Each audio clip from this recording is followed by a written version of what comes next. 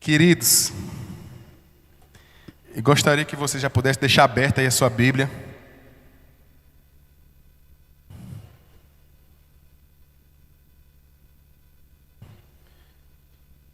No capítulo 4 de 2 Timóteo, chegamos no último momento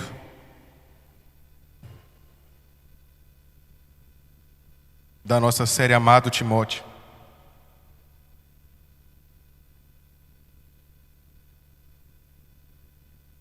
Esta série que foi baseada na segunda carta de Paulo a Timóteo, lembrando, mais uma vez, a última expressão, o último texto de Paulo que nós conhecemos. Depois daqui, não temos mais notícia de Paulo, não, em alguma carta, em algum outro texto. Essa é a última carta, o último livro que nós temos como referência o apóstolo Paulo escrevendo.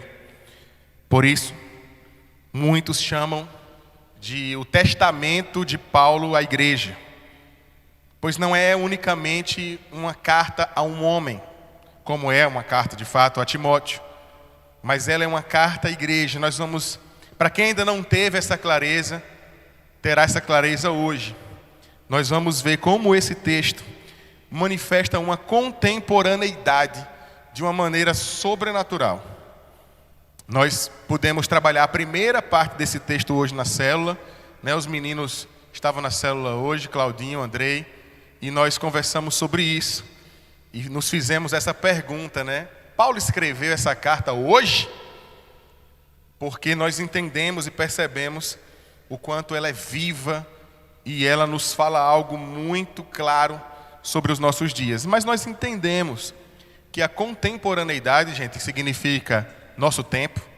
A contemporaneidade quer dizer que isso de fato é uma revelação do Senhor e manifesta ao longo do tempo, como nós acabamos de ministrar aqui. O Senhor é eterno e o tempo não contempla a sua grandeza. É pouco para aquilo que Deus faz e para aquilo que Deus é. Quando a gente vê as coisas acontecendo, nós percebemos do cuidado de Deus com a sua igreja e como a palavra se testifica em si mesma, e o tempo vai só confirmando o poder de Deus, a manifestação do seu amor e da sua infinita misericórdia. Chegamos ao fim. Nós lembramos que a carta de Paulo a Timóteo manifesta a humanidade de Timóteo, a humanidade do próprio Paulo, a entrega de Paulo ao Evangelho, o amor que ele tem ao Senhor Jesus Cristo. Paulo estava preso pela segunda vez.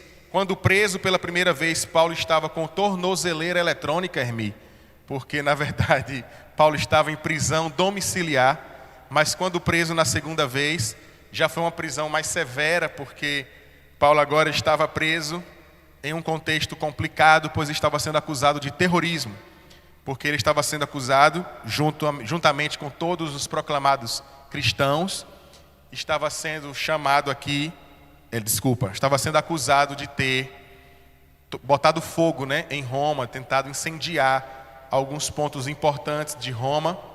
Aqui a gente entende que, aliás, aqui a gente entende não, hoje a gente entende que na verdade quem tentou fazer isso foi o próprio Nero, né, que tentou incendiar Roma para acusar o povo cristão. Então não é de hoje que o povo cristão é acusado de alguma coisa, não é de hoje que existe perseguição à nação da cruz, não há nenhuma novidade. Inclusive, uma das marcas da segunda carta de Paulo a Timóteo, deste livro, desta carta, é justamente um alerta que Paulo dá a Timóteo o tempo inteiro, de que este é um tempo de perseguição. Timóteo, você vai enfrentar isso. Um tempo, basicamente são esses dois pontos que a gente vê nessa carta, que há um tempo de perseguição à igreja e ao mesmo tempo, algo que ao meu ver é pior, dentro da igreja, falsos profetas, deturpações do evangelho, um evangelho falseado e conveniente, mentiroso, que na verdade não é evangelho, mas para aqueles que não têm sabedoria e discernimento, não conseguem entender ou discernir um do outro o que é a verdade. Então Timóteo estava aqui assumindo de uma grande responsabilidade. Lembro que Paulo estava vivendo aqui o ápice da sua humanidade, sentindo as dores de uma prisão e da velhice, ao qual Paulo em diversos outros momentos, né, faz essa referência de que já não nem escrevia, em outras cartas inclusive, que já nem escrevia direito, né? Usava letras grandes, porque já não enxergava mais nem o papel que estava escrevendo e precisava desse cuidado e desse esforço. De igual modo, a humanidade de Timóteo também é evidenciada nesta carta. Estou fazendo uma retomada porque hoje é o nosso último dia, né? E Timóteo também é colocado por algo que só Paulo enxergava em Timóteo. Toda vez que eu leio isso, eu penso nisso, né? Eu penso que só Paulo olhava Timóteo como alguém que tinha as habilidades e que estava, ou que não tinha as habilidades, mas que a vontade de Deus se manifestava sobre Timóteo, de que ele seria alguém que continuaria aquele legado de Paulo. Timóteo era muito novo. Aqui nesse momento da segunda carta já tinha aproximadamente 30 anos, para a época nem era tão novo assim, mas ainda era tratado por Paulo como um jovem. Ele era visto pelas pessoas em sua volta como alguém que não tinha idade suficiente para isso. Timóteo também sofria de uma doença incurável, que no contexto da época e no nosso contexto até hoje, algumas pessoas poderiam ver isso como um problema, porque que quer proclamar o nome do Senhor, seguir o legado de um apóstolo de Cristo e nem cura a si mesmo. Timóteo também era um homem tímido, e eu repito isso para a igreja porque é um dilema que a juventude passa, né? Um problema que a juventude enfrenta, não só a juventude, as pessoas, né? Mas a juventude ela está em processo de desenvolvimento, então acredito que tem que olhar isso com mais cuidado. Ele era tímido, e por ser tímido, ele era tempestuoso com as suas palavras, ele era ríspido, ele tinha palavras duras, dava respostas duras. E eu repito, pessoas tímidas tendem a ser pessoas grosseiras, por conta de que não tem muito repertório de respostas, habilidades sociais, não conseguem responder, não exercita a conversa, por ser tímido, está sempre muito retraído, e quando se coloca em qualquer situação com uma pessoa que não tem costume de conversar com ela, ou uma pergunta que sai um pouquinho mais da rotina, ou algum contexto até que a pessoa foi grosseira, ela consegue sempre responder de uma maneira pior. Isso é uma tendência, isso é natural às pessoas tímidas, mas a gente está aqui justamente para observar isso, para poder se colocar numa posição de refletir sobre si mesmo, para poder tentar melhorar. Amém? Pois é. Então, a gente entende que Timóteo tinha vários motivos para a gente olhar para Timóteo e dizer, não era esse o cara. Mas Paulo tinha totais convicções, porque ele olhava em Timóteo outras qualidades, a disposição de Timóteo, a entrega de Timóteo, mesmo com todas as dificuldades. A palavra do Senhor já tinha dado evidência de que Timóteo tinha um dom específico, mas não diz qual. Vários teólogos não podem afirmar, porque a gente não pode dizer aquilo que a Bíblia não diz, mas acreditam que pelo tom das coisas, eles diriam que, e eu acredito nisso também, que este dom era o dom do ministério pastoral mesmo, que ele tinha recebido. E aí a gente vai percebendo outras coisas, que ele tinha sido criado. Paulo exalta isso. Paulo olhava ele com um cuidado específico, porque Timóteo tinha sido criado por uma mãe, Eunice, e por uma avó, Loide. Foi criado de uma forma muito correta no alinhamento com as Escrituras. Apesar de Timóteo ter tido um pai estrangeiro, que trouxe elementos de outras crenças, há uma sugestão na primeira carta de que ele tenha perdido esse pai cedo, mas que ainda foi criado com parte numa outra cultura, mas mesmo assim manifestava a vontade e o amor a Deus, né, de seguir a vontade de suas Escrituras. A gente lembra, pessoal, antes de eu entrar no capítulo 4, que apesar de Timóteo ter se convertido, da sua avó Loide, sua mãe Eunice, ter se convertido ao cristianismo, seguido a Jesus pelas palavras de Paulo, é importante a gente lembrar que essas pessoas já amavam a Deus, já tinham um compromisso em algum nível com as coisas de Deus, porque eles eram judeus, então eles já seguiam os mandamentos, já seguiam as Escrituras, já tinham um compromisso, só ainda não tinham reconhecido que Jesus era o Messias que havia de vir. E aí passou a reconhecer quando ouviu de Paulo o Evangelho, e foram tocados pelo Evangelho, foram alcançados pela misericórdia e pela graça do Senhor ali, né? Por isso que é importante a gente pensar que às vezes a gente diz assim, já vi muitas pessoas falarem isso. Como é que eu vou pregar para fulano? Fulano não bebe, fulano não é promíscuo, fulano é um cara correto, cara honesto, não sai um palavrão da boca de fulano. Um homem assim exemplar, que todo mundo olha e diz, esse cara é diferente de todos. Honroso com a sua esposa, com a sua família. Como é que eu vou pregar para ele? Ou a mesma coisa, né, sobre uma mulher. É simples, fale do Senhor Jesus e fale da salvação. Sabe por quê? Porque fulano pode ser a melhor pessoa do mundo. Sem Jesus, essa pessoa está fadada aí para o inferno. Ela pode ser a melhor pessoa do mundo. Porque, queridos, eu sei que muitas crenças e muitas pessoas ensinam assim. Nós não vamos para o céu meramente por conta de bons comportamentos. Ir para o céu não é um presente de Papai Noel, que só ganha quem se comportou bem no ano. A gente precisa reconhecer Jesus como o único e suficiente Salvador das nossas vidas, amar a Deus acima de todas as coisas, amar ao próximo como a nós mesmos, e precisamos ter diversas compreensões que estão intrínsecas, ou seja, conectadas e ligadas a isso. Entre elas, desejar e buscar ter uma vida santa, que seja parecida com Jesus, que se esforce, que consiga refletir, que sinta a dor de ter pecado, mesmo que falhe, mesmo que caia, mas que não deseje cair de novo, que não deseje falhar de novo, que se submeta a uma vida constante de mudança, e que essa mudança não é meramente ligada a uma simples vontade de ser diferente, mas de mudar segundo o coração do Senhor manifestado aos nossos corações. Este é o Senhor, a gente precisa sempre entender isso. Eu sei que é muito duro e que muitos têm evitado falar do inferno, têm evitado falar do efeito do pecado, mas essa é uma realidade e é o motivo pelo qual nós estamos aqui e nós seguramos um microfone ou nós saímos por aí falando do Evangelho, porque há uma energia maléfica que contamina as pessoas, chamada pecado, e há um destino cruel chamado inferno para as pessoas que não se arrependem e que não têm no seu arcabouço de ideias, ou seja, no seu repertório de ideias, a ideia de que o pecado é ruim, que não o machuca, não o afeta, e isto é de fato um problema. E essa é uma vida que está no caminho da condenação. 2 Timóteo capítulo 4 diz assim: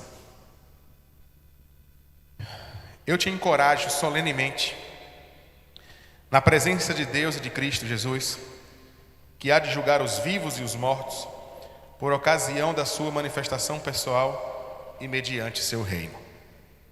Prega a palavra.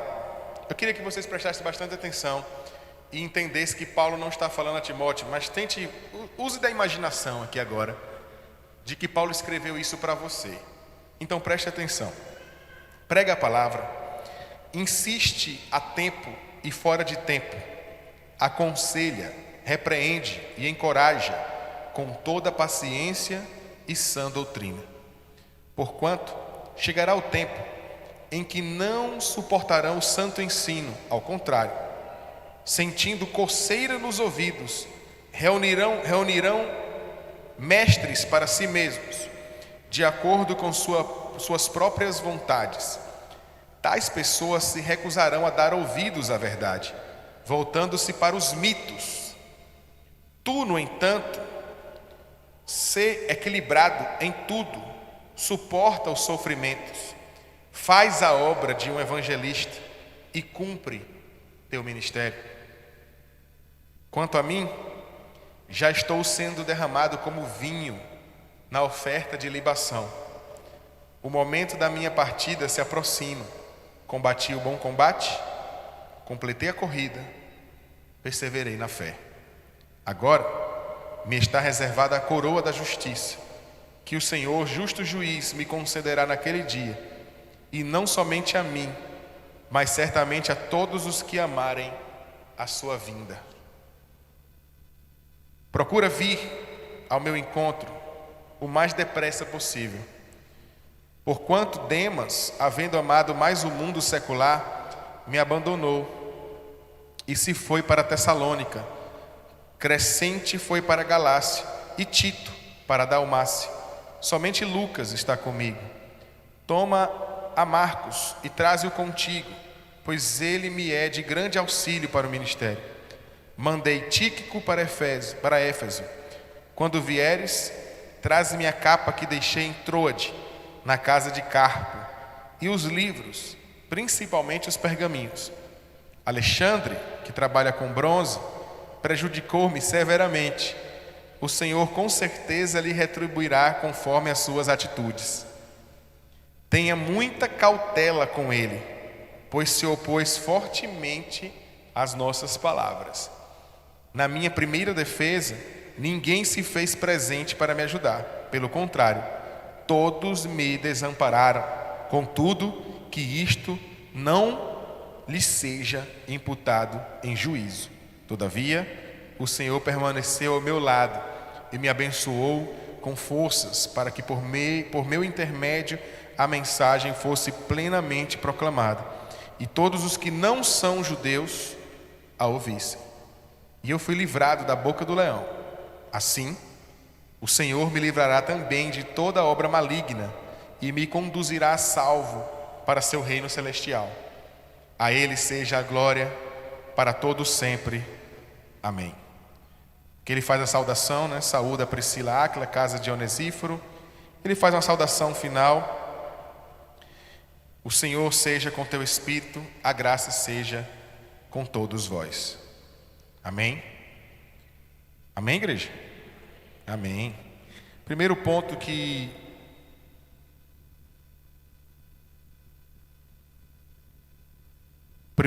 em que Timóteo, ou que Paulo vai falar a Timóteo, a necessidade de pregar a palavra com sabedoria. Aqui ele fala e ele usa alguns termos, como no versículo 2, repreende e encoraja com toda paciência e sã doutrina, com as escrituras e com a paciência de quem ensina. Ele faz advertências a Timóteo em todos os níveis, e nós podemos perceber que Paulo, ele fala a Timóteo, ao longo dos capítulos, ele vai amadurecendo esse tom nessa fala. Aqui é um momento didático que a gente tem também, de como a gente deve abordar as nossas conversas uns com os outros. Você não chega já empurrando o assunto final nas pessoas, principalmente se vier com tantas recomendações importantes ou até exortações. É necessário que as coisas possam ter um fluir nas conversas. E Paulo faz essa referência porque Timóteo tinha essa dificuldade, né? Timóteo, existe uma expressão, uma coisa sobre Timóteo que eu esqueci de dizer. A palavra vai dizer que ele sofria de uma doença no estômago. A palavra vai dizer que ele era tímido, que ele era duro nas respostas, na forma de falar. Mas também há uma expressão que eu falei nos nossos outros encontros, que Timóteo era débil. O John Stott vai usar essa tradução, ele vai dizer que ele era débil. Débil é um termo que a gente evita usar na nossa língua, por conta de ser um termo capacitista, né? Ele faz referência a pessoas com algumas dificuldades intelectuais, mas a expressão errada mesmo seria débil mental, né? Mas o termo débil, ele tem referência com aquele que tem alguma dificuldade de pensar, né, em algum nível. A referência que John Stott vai dar, John Stott é um intérprete de 2 Coríntios, e ele vai dizer que aquilo se dava ao fato de que Timóteo pensava um pouquinho mais devagar que os outros. Então, eu vou usar o termo mais correto, né, da nossa realidade aqui. Ele era lerdo. Timóteo tinha essa dificuldade de pensar. Então, não é estranho ver que Paulo foi bem didático, bem pontual e bem cortadinho nas suas cartas, para que Timóteo não tivesse dificuldade de entender, de ler e interpretar esse texto. Mas olha que coisa interessante, olha o que Deus faz na vida da gente, né? Hoje Timóteo é baterista, não, a gente percebe aqui algo incrível acontecendo aqui, nessa coisinha mínima. Queridos, a gente está falando de um homem que Paulo estava depositando o seu legado. Um homem que tinha atraso, Alisson, na hora de raciocinar. Por que você está rindo, Alisson? Um homem que tinha atraso na hora de raciocinar. Às vezes pensava um pouquinho mais devagar que os demais. Não é seu caso, você é bem ligeiro, você é esperto, né? Timóteo tinha essa dificuldade. Timóteo sofria de algo que poderia ser um mau testemunho na vida dos religiosos, mas Paulo e Timóteo e o Senhor não se incomoda com isso. Não são os religiosos que vão parar a igreja, que era essa enfermidade. Timóteo era um pouco tímido. Timóteo, às vezes, as pessoas precisavam de uma visita, precisavam de um amparo. Timóteo tinha um atraso na forma de se dedicar, de tentar se dispor a isso, de tentar ir, porque ele, tinha resistência a algo muito natural da sua forma de ser. Mas mesmo assim, Timóteo era o homem escolhido para isso. Olha que coisa, né? Sabe por quê? Porque Deus não se incomoda e não se importa com diplomas, com certificados, com formações, com quem disse que fulano será alguma coisa. Deus não está incomodado com isso. Se for necessário, as pedras clamariam. É isso que é falado na Bíblia. Se for necessário, o Senhor pega este vasinho aqui, bota ele para pregar, e ele vai começar a falar e vai pregar. Porque a gente está falando da manifestação do poder de Deus. Mas assim ele opta por pessoas, ele manifesta a sua glória em pessoas. Ele manifesta os seus milagres, manifesta o seu poder em pessoas. Ele pega as pessoas que estavam ali como incapazes, insuficientes ou fora de um contexto elitista, porque era isso que os judeus esperavam. O próprio Jesus vem fora desse contexto. Jesus não veio como o rei que eles esperavam. Jesus vem como um homem pobre, perseguido, criado como de uma família comum, mas seguindo todas as regras que as profecias apontavam. Jesus estava fora do contexto daqueles que eles esperavam. E aí, quando Jesus traz para a sua equipe, Jesus traz um bocado de menino para poder fazer parte da sua equipe. E meninos, porque eu já disse aqui, muitos teólogos grandes confirmam, e historiadores da Bíblia concordam, que os apóstolos tinham entre 13 e 16 anos, tinham aproximadamente 15 anos de idade, quando foram chamados, com exceção de Pedro. Porque há um momento aqui, que a gente já relatei isso, na Bíblia há uma fala específica, de um imposto que se pagava em uma embarcação, que era só para quem tivesse uma idade X, e só Pedro e Jesus pagaram, e os demais não pagaram. Então pressupõe que eles eram todos abaixo dessa idade mínima que se esperava naquele contexto. Eram jovens, eram pescadores, eram cobradores de impostos, eram pessoas que não tinham nenhuma qualidade humana para um propósito tão gigantesco como esse aqui.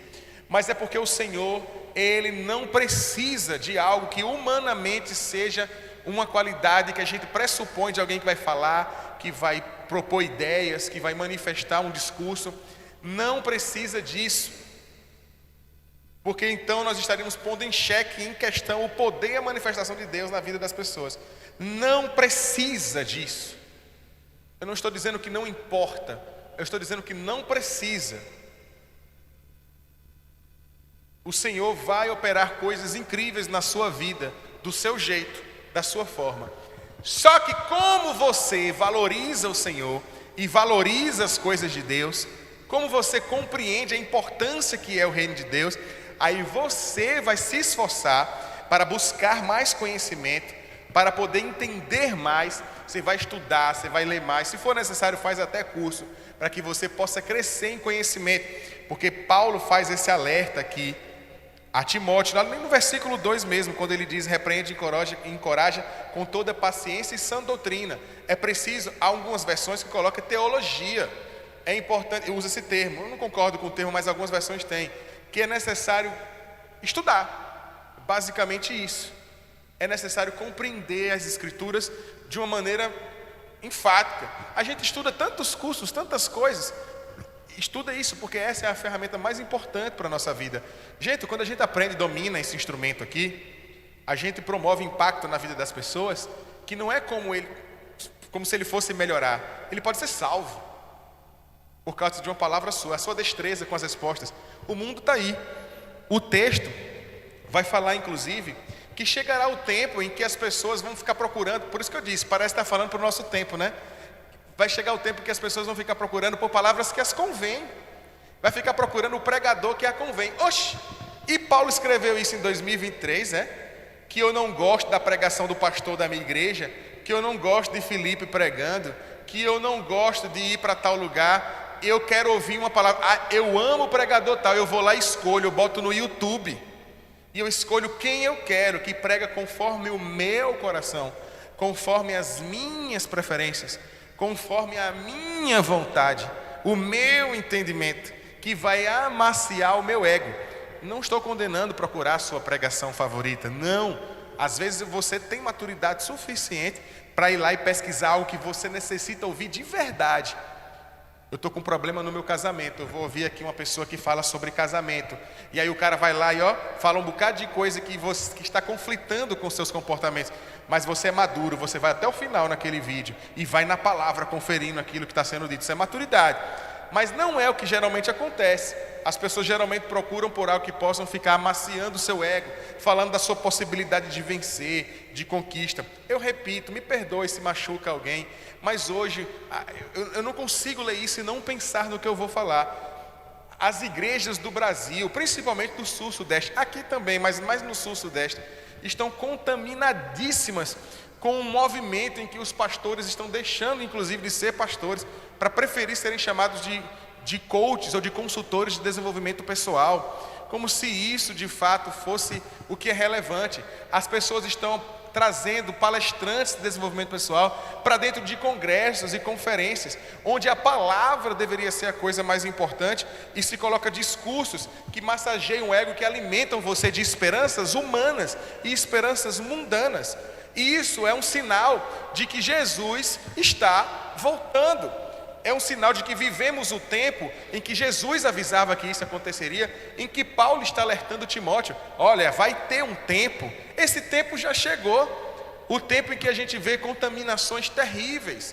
As pessoas, elas já começam a gerar enfrentamentos, porque elas têm a sua própria teologia pessoal, elas têm a sua própria vontade de como o mundo precisa seguir, de como as coisas precisam ser. Uma vez, vou dar um exemplo.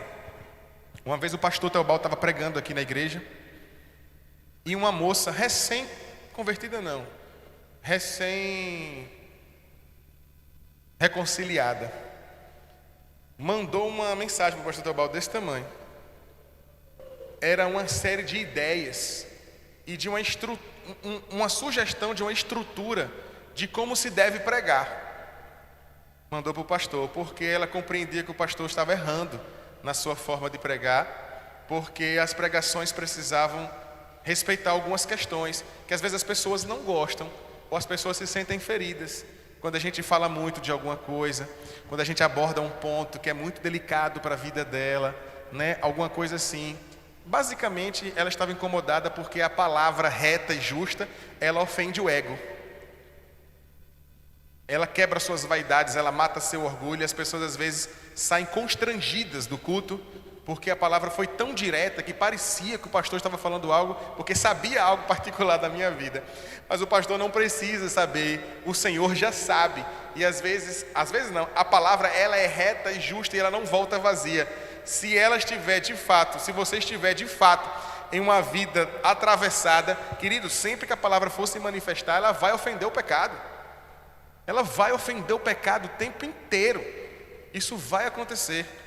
Essa é uma das formas de você saber se você está num culto bíblico ou se você está num culto coach.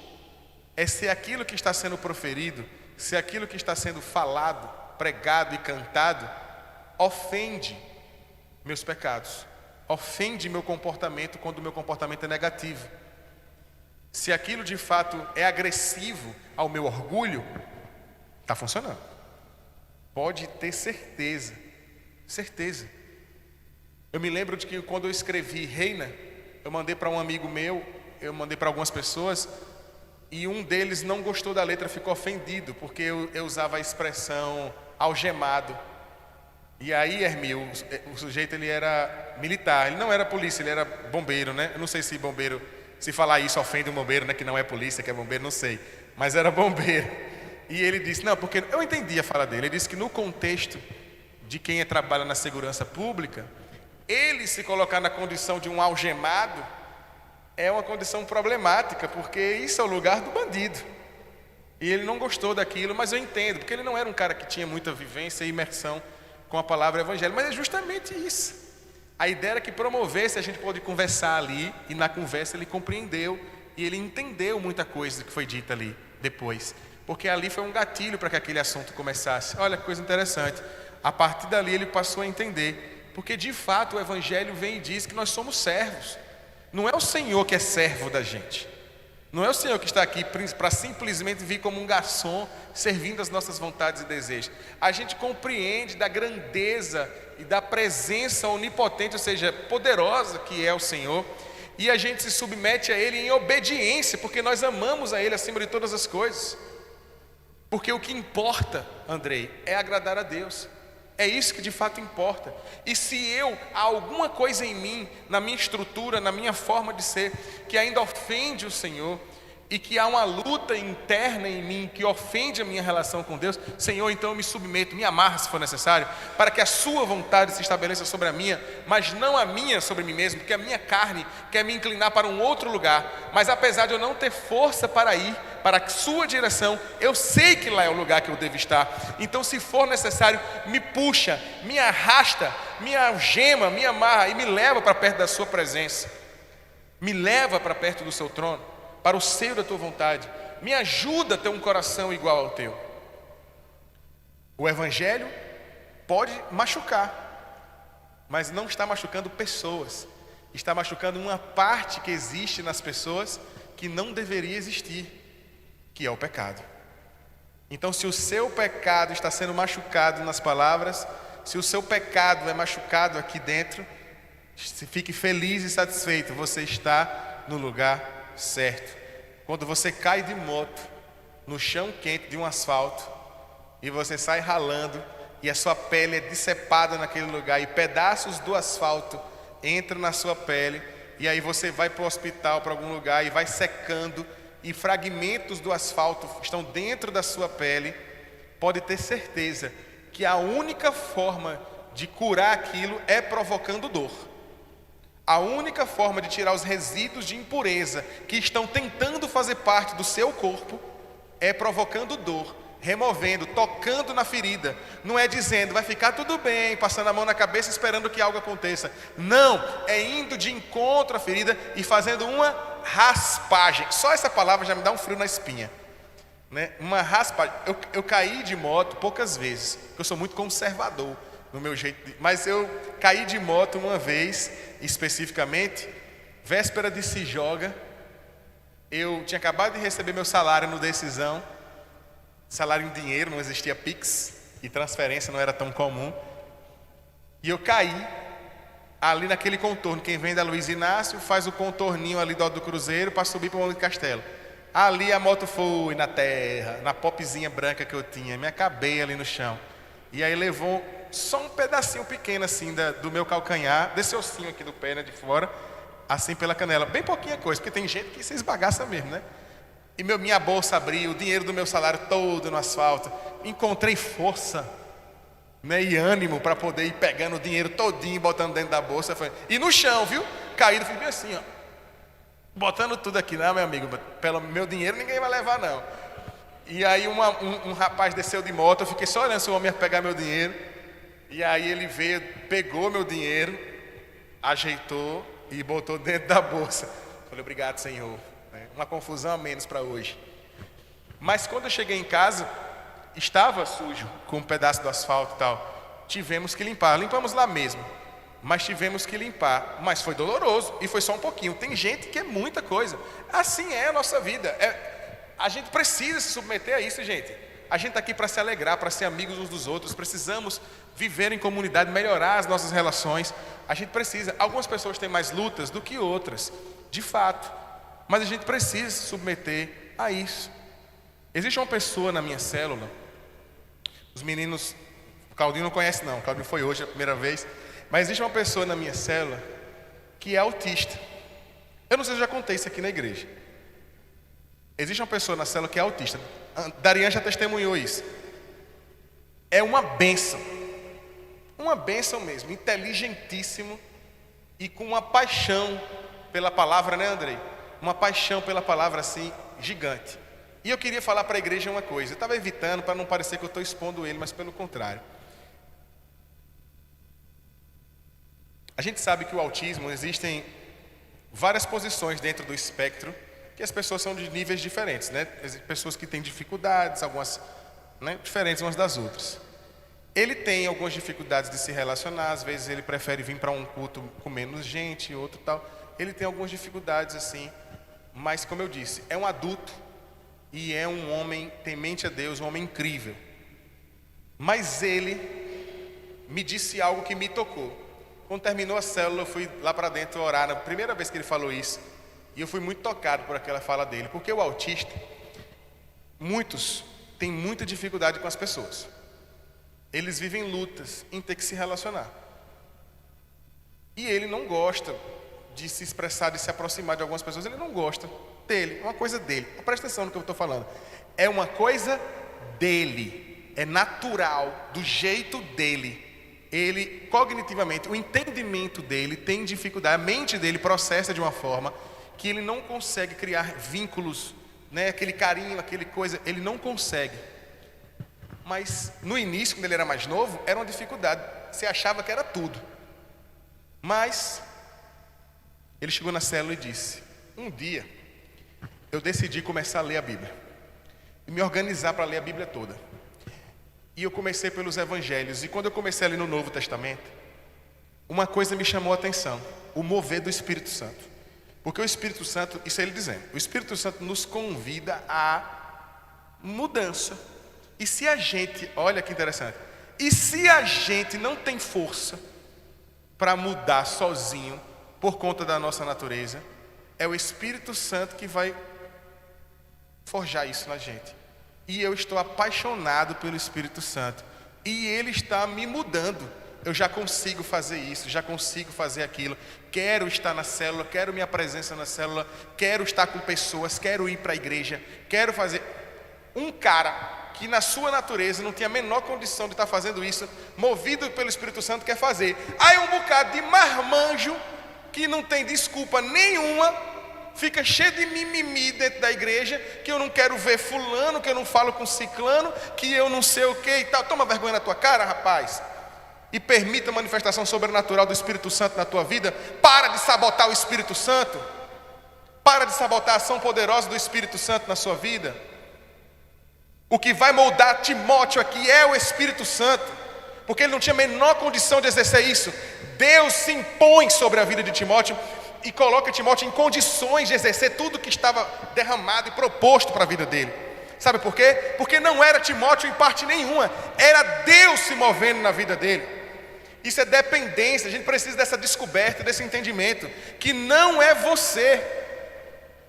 Não tem um negócio aí, nunca foi, né? Nunca foi sorte, foi Deus. Não tem? Pois bem, exatamente. Nunca foi você, de fato. Foi Deus. Ah, eu não tenho mérito nenhum nisso. Não, nenhum. Nem quando. Não tem. Mas não tem. Essa é a grande beleza de servir a Cristo.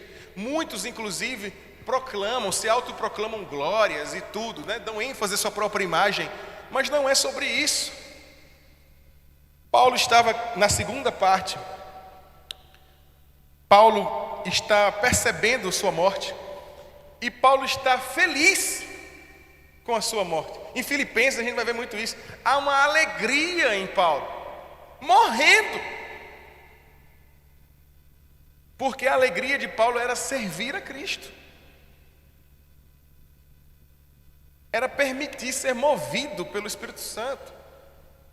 Ser obediente a Deus. Porque aquilo que a gente falou, os meninos, na célula hoje, há uma máxima da psicologia que é bem interessante, que diz uma coisa, presta atenção: o adulto, eu acho que isso já se encaixa nos adolescentes também, mas eu vou ser mais. O adulto, ele só faz, presta atenção, ele não faz outra coisa. O adulto, ele só faz aquilo que lhe é prioridade. Tudo que o adulto faz é porque é prioridade. Eu não consigo ainda tal coisa, porque não é prioridade. Eu ainda estou lutando, não é prioridade.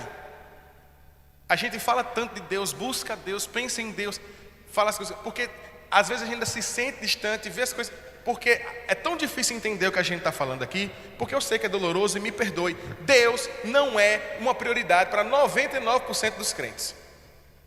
Deus não é uma prioridade. Deus é um amuleto, Deus é um patuá. Deus é uma peça que eu guardo, eu porto. Eu não tenho Deus, eu porto Deus. Eu tenho Deus no meu bolso. Quando for necessário, eu uso. Que nem quando a gente jogava Top Gear. Lembra Top Gear no Nintendo? Claudinho é viciado em Nintendo, porque ele falou Super Famicom. Só fala Famicom que eu sei que é viciado em Nintendo. Top Gear, você estava lá na corrida, né? Mas você tem direito a 3 turbos. No Top Gear 3, né? Você tem direito a 3 turbos. Você estava na corrida com dificuldade, estou chegando perto, eu aperto lá e solto um turbo. Meu carro ganha uma velocidade, depois ela se apaga e eu tenho que administrar aquela velocidade que eu ganhei. Quando eu der o primeiro freio, a primeira curva, a primeira dificuldade, eu tenho um outro momento para usar uma segunda vez. Eu posso usar 3 vezes. Muitos de nós usamos Deus assim, como um turbo. Eu estou fazendo a minha dificuldade, estou na minha luta, estou ali no meu processo e estou com dificuldade aqui, eu boto para o lado e aperto o botão, vou usar Deus. Deus não é para ser usado. Nós precisamos ter uma cultura de que está imerso nas coisas de Deus. A gente não precisa de turbo, porque a nossa vida já vai estar turbinada pelo Espírito Santo. Porque a gente compreende que a gente nem no volante está. O Senhor está no governo, está controlando o carro da nossa vida. A embarcação, como essa referência é utilizada algumas vezes. Não tem aquela música, né? Solta o cabo da nau, solta os remos e navega com fé em Jesus. Tem gente até que interpreta mal, né? Que a música fala, solta o cabo da nau. Tem gente que pensa que nau é um personagem da Bíblia. E nau se eu não me engano, é uma das cordas que controla as velas do barco. Então solta o cabo da nau. Tem gente que fala, tem até uma pregação no YouTube, né? E Danau, que era um homem persistente, solta o cabo, Danau. Danau não soltava o cabo, né? Tem até no YouTube assim, tá errado, não era isso não, né? Por isso que tem que ler a Bíblia direitinho, aprender para não virar meme na internet falando bobagem, para poder ter discernimento e entendimento real do que está falando. Por fim, nesse texto Paulo vai dar referência às pessoas que o abandonou, as pessoas que o abandonaram. Ele vai dar referência a essas pessoas, vai falar algumas coisas sobre elas, mas vai dar a referência de que há um que nunca o abandonou, o Senhor. E eu quero finalizar nossos 4 encontros dizendo isso. Timóteo tinha todas as dificuldades do mundo, mas Timóteo estava traçado para viver isso. Porque não era sobre Timóteo, mas sobre quem escolheu Timóteo. Porque muitos podem largar a sua vida, e você pode até se sentir só. Você pode se sentir só, mas você não está só. Porque o Senhor não nos abandona. Eu sei que isso pode parecer uma frase muito rasa e de efeito, mas eu espero que você compreenda o quanto isso é uma verdade. No dia mais difícil, alguns de nós já vivemos dias muito difíceis. Dias de dores, dias sombrios, dias escuros, dias de buraco. Mas parecia que não. Mas o Senhor estava lá. Tenha certeza que estava.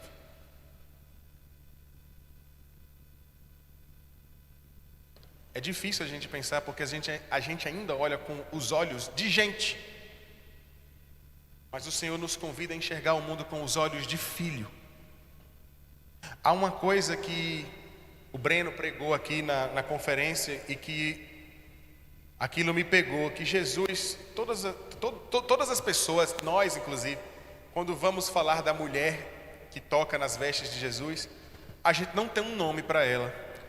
Porque é importante, inclusive, que ninguém tenha dado um nome para ela. Que ninguém tenha consciência, sabia qual era o nome dela. E nós chamamos ela, quando nós vamos falar da história, de mulher do fluxo de sangue.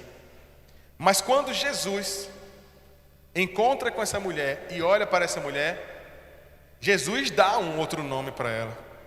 Jesus a chama de filha. Quando todos olhavam nela a característica da sua dor, Jesus olhava a verdade que havia sobre ela. Filha. Muitos podem lhe chamar de diversas coisas, como Timóteo era. Você é um tímido, você é um incapaz, você é fraco, você é burro, você é lerdo. E outros termos que eu nem quero usar aqui, que são termos às vezes até comuns dentro do ambiente da igreja, que às vezes não se diz direto para uma pessoa, mas se fala com outras pessoas próximas sobre jeitos e trejeitos que algumas pessoas têm. E as pessoas nominam, falam nomes e chamam as pessoas disso ou daquilo. Mas saiba de uma coisa: o Senhor, toda vez que lembra de você, Ele diz: meu filho, minha filha. E nós precisamos entender, nós estamos em uma comunidade de pessoas que estão em um processo. Nós estamos aprendendo, mas somos ensinados por quem já sabe, Jesus. E Ele nos olha de uma maneira diferente. O Senhor nos chama de filho e nos leva para perto. Não há mais homem nem mulher, nem livre nem escravo, nem judeu nem gentil, mas todos nós somos filhos mediante a nossa fé em Cristo Jesus.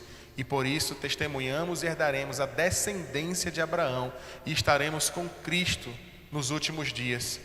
E Ele nos chamará para a eternidade por conta do sangue, dessa condição de filho. E é por isso que nós não somos irmãos da igreja, nós não somos irmãos de consideração, nós somos irmãos de sangue. E não é de um sangue metafórico, estou dando como exemplo, mas de sangue de verdade. Somos irmãos de sangue, porque o sangue de Cristo nos fez irmãos. Um sangue de verdade, vermelho, manchando uma cruz, descendo pelo madeiro. Este sangue nos fez um, porque em Cristo 1 mais 1 é igual a 1. Ele nos unificou, nos fez como um, como unidade. E nós estamos aqui servindo ao Senhor e abertos para o entendimento, para que a palavra dele promova mudança real em nossos corações. Amém?